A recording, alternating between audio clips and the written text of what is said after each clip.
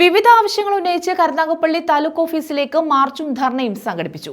പട്ടികജാതി ക്ഷേമ സമിതിയുടെ നേതൃത്വത്തിലാണ് മാർച്ചും ധർണയും നടത്തിയത്.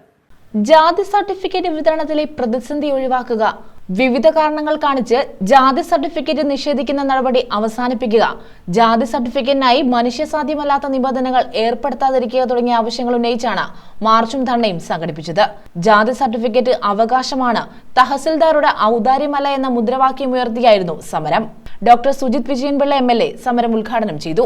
അന്വേഷണങ്ങൾ പലപ്പോഴും നടക്കുന്നത് അർഹരായിട്ടുള്ള വ്യക്തികൾക്ക് കൃത്യമായിട്ട് അത് സമയബന്ധിതമായി നൽകാത്തതിന് പകരം ദിവസങ്ങളോളം, ചിലപ്പോൾ ആഴ്ചകളോളം ഞാൻ തന്നെ ഇടപെട്ടിട്ട കേസുകളുണ്ട്.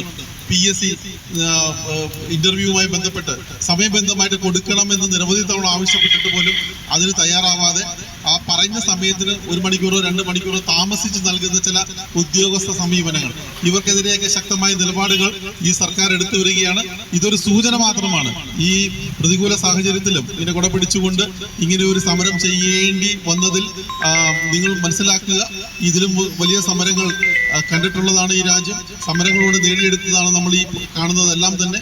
അപ്പൊ ആ രീതിയിലേക്ക് നയിക്കുവാതെ എല്ലാ ഉദ്യോഗസ്ഥരും, താലൂക്കിലെ തഹസിൽദാർ അടക്കമുള്ള ഉദ്യോഗസ്ഥരും ഇത് മനസ്സിലാക്കിക്കൊണ്ട്, ഈ വിഷയത്തിന്റെ ഗൗരവം മനസ്സിലാക്കിക്കൊണ്ട് തന്നെ സമയബന്ധിതമായിട്ട് സർട്ടിഫിക്കറ്റുകൾ വിതരണം ചെയ്യുവാൻ തയ്യാറാകണമെന്നാണ് ഈ ഒരു സമരത്തിലൂടെ ഇവിടെ ആഹ്വാനം ചെയ്യാനുള്ളത്. PKS Chavara area secretary S Santhosh അധ്യക്ഷത വഹിച്ചു. Karunagappally area secretary M Suresh Kumar സ്വാഗതം പറഞ്ഞു. Sooranad area secretary Jugin Aravind, area പ്രസിഡന്റുമാരായ മനോഹരൻ, K അനിൽകുമാർ എന്നിവർ പങ്കെടുത്തു. News bureau, Karunagappally.